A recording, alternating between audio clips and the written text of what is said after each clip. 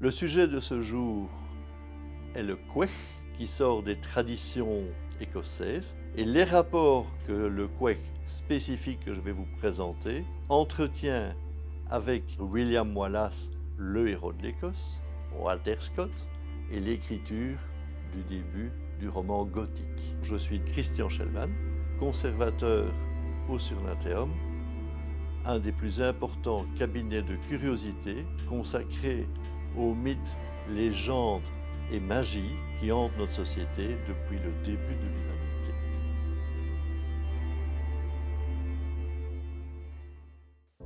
Le vieux chêne creux de Torwood, qui avait supporté pendant 1000 ans toutes les tempêtes d'hiver, venait de s'écrouler. L'année était 1818 et le lieu était proche de la paroisse de Dunpace, en Écosse. Quelques années auparavant, un morceau de cet arbre avait été récupéré, retiré, pour pouvoir en fabriquer un superbe petit gobelet appelé un quech. Le quech est plus qu'un gobelet à whisky. Il est un symbole de l'Écosse, un symbole d'amitié. La tradition veut que les Lowlanders ou les Highlanders se partagent un whisky, ce qui marque leur amitié et leur confiance. La tradition veut que le gobelet soit tenu obligatoirement par les deux anses, que celui qui offre le gobelet commence à boire et l'offre à son ami de l'autre côté qui boit dans le même gobelet. Ce geste, en fait, libère la partie inférieure du corps, et si en face de celui qui boit se trouve un ennemi, ce dernier pourrait éventrer son adversaire sans aucune difficulté. C'est donc une marque de confiance. Dans ce gobelet en bois, ciselé avec de l'argent, se trouve à l'intérieur l'inscription. Ce gobelet est un morceau du chêne de Torwood qui offrit souvent un abri à l'immortel Wallace. Buvez-en avec lui et mettez vos pas dans les empreintes d'un héros. William Wallace est, comme tout le monde le sait, le héros écossais qui a affronté l'armée anglaise à la bataille de Stirling. Cette bataille se passe donc fatalement sur le champ de Stirling, qui est divisé par la rivière du même nom. Le seul endroit où l'on peut traverser cette rivière, c'est bien entendu sur le pont. D'un côté de la rivière se trouve l'armée anglaise, de l'autre côté l'armée écossaise. L'armée anglaise s'apprête à écraser les Écossais, mais pour ce faire, elle doit la franchir, la rivière. Or, elle ne sait plus la franchir en une charge unique, avec tous les cavaliers sur le même plan. Ils pourraient évidemment s'emparer des bateaux qui traînent et des barques qui traînent à côté de la rivière, mais ils se doutent que les Écossais ont été assez malins que pour forer des trous dans tous ces bateaux qui les entraîneraient à couler. Avec les armures, ça n'aide pas et ça ne va pas aider la charge. Les Écossais provoquent une fois de plus les Anglais en se retournant et en soulevant l'arrière de leur kilt. À un moment donné, un des chefs anglais lance la charge sans en avoir reçu l'ordre, et donc la charge se rétrécit pour passer le pont.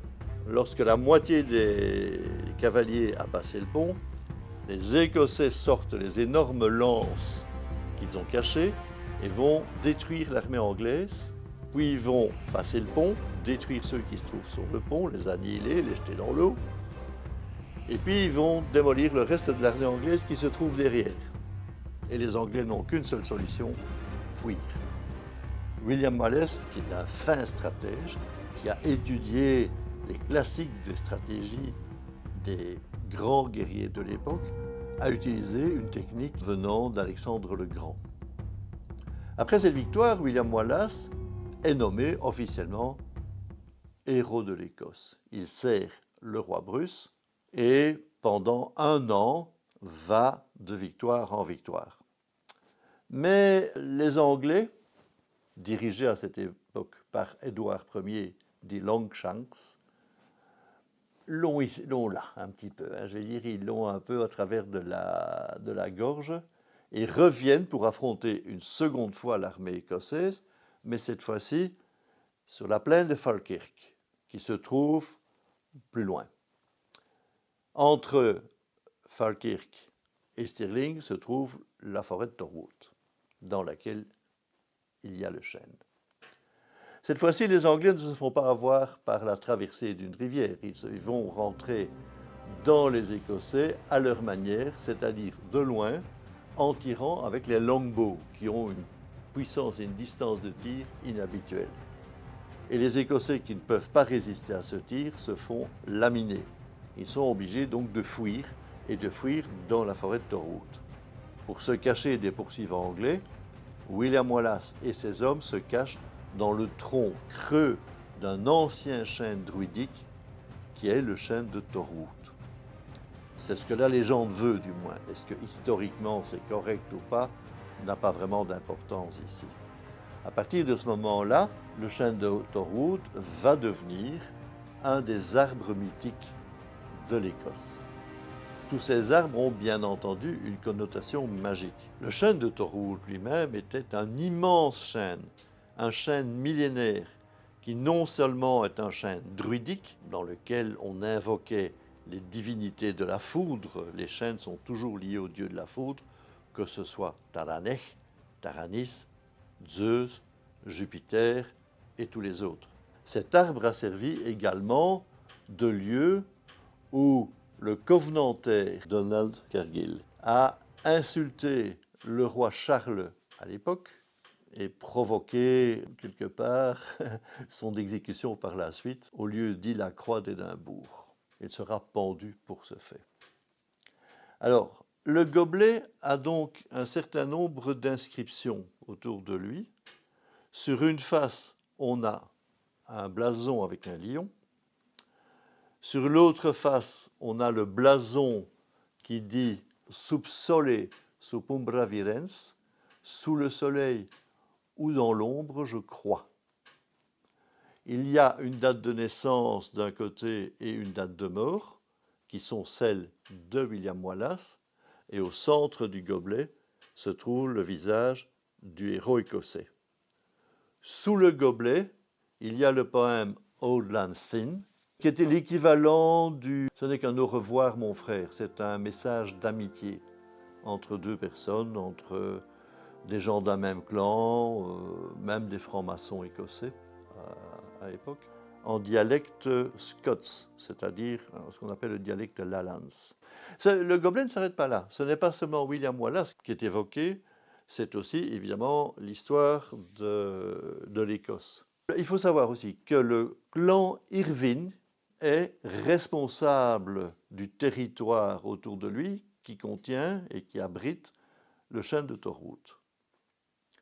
Alors, Walter Scott, qui est l'auteur de Ivanhoe, Quentin Durward et d'autres ouvrages, il va demander la permission au laird, au 18e laird, qui est le lord écossais en comparaison au lord anglais, de Torwood, pour pouvoir utiliser un fragment de l'arbre de Torwood pour en faire fabriquer un quech.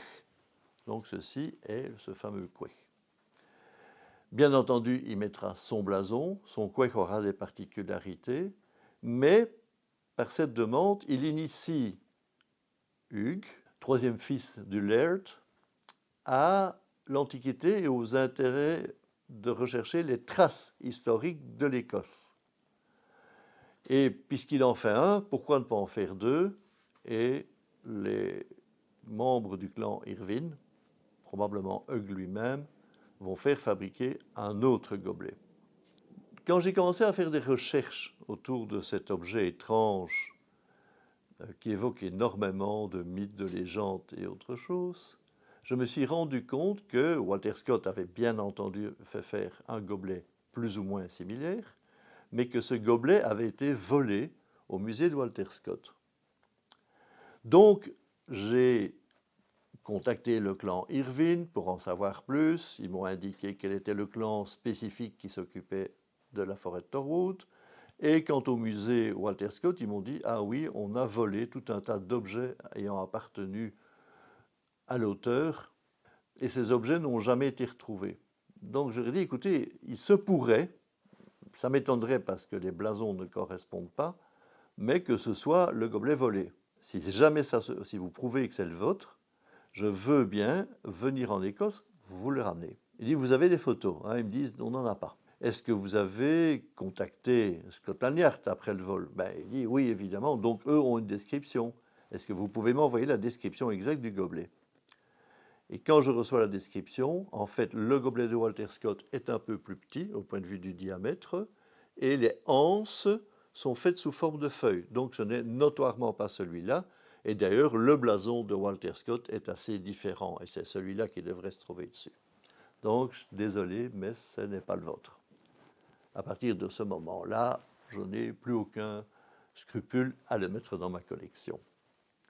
Alors, si le gobelet évoque William Wallace, la destruction du chêne de Torwood se trouve et a lieu à une date étrange. En 1815, en Indonésie, le volcan Tambora rentre en éruption. La première éruption crée un jet de cendres, de débris et d'autres choses qui fait 35 km de haut. Et il est suivi quelques jours après d'une seconde explosion de 40 km de haut. Assez de crasse, de poussière, de cendres pour obscurcir le ciel du monde entier pendant 3 ans. L'année 1816 sera d'ailleurs appelée l'année sans été, parce qu'en plein été, il va y avoir des orages, des tempêtes épouvantables, même de la neige, et le monde entier, littéralement, doit s'abriter, ce qui crée des famines, et ce qui crée d'ailleurs pour certains des médailles de famine qui permettent aux gens de se nourrir. Et surtout, il y a un groupe de voyageurs anglais et écossais qui à ce moment-là se trouve près du lac Léman, en Suisse, dans la villa Diodati certains, dans la villa Chapuis pour d'autres. Et ces voyageurs, qui font une sorte de tour d'Europe, sont Lord Byron, son médecin Polidori, Percy Shelley, sa future femme Mary Goodwin ou Mary Shelley, et la sœur de cette dernière. Alors les tempêtes sont tellement effroyables qu'au lieu de prendre l'air, ces voyageurs décident de se mettre à créer des ghost stories, des histoires de fantômes. Mary Shelley va initier l'écriture de Frankenstein et Polidori va initier celle du vampire, qui plus tard sera une influence majeure dans l'écriture du Dracula de Bram Stoker.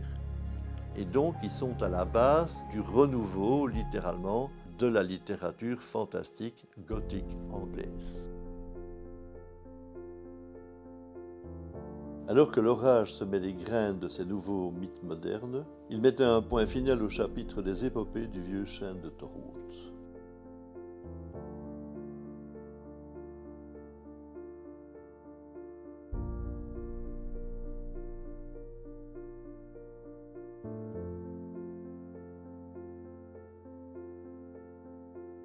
Le vieux chêne de Torwood venait de s'écrouler. Il ne restait plus qu'une seule chose à faire, boire et partager un whisky à la mémoire de William Wallace, Walter Scott, le clan Irvine, l'Écosse en général, Percy Shelley et sa femme Mary, Byron, Polidori et tous les autres. À la bonne vôtre, peut-être au Surnateum.